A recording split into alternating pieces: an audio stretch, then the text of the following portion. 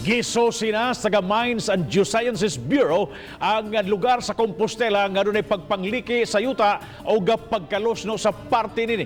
Nagpuyo sa balay nga apektado giabisuhang mubiya una sa labing madaling panahon labi na sa panahon sa kagabiyon. Ang detalye ni Nico Serino. Mibisita karong adlaw sa Compostela ang mga sakop sa Mines and Geosciences Bureau sa DENR7 aron pagsusi sa parte sa bukirang barangay sa Tag-ube. Kinihuman mipahibaw ang mga residente sa nabantayang pagpangliki sa Yuta sa maong dapit.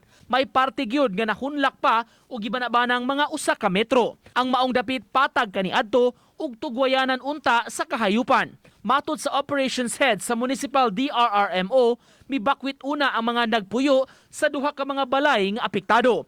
Gipanguyawan na sabkuno sila sa sitwasyon maong buot maniguro. Amo na to silang ipa-transfer sa safer area, sir. Wala na sila dito stay magabi. Na puyo na sila sa lain yung alay.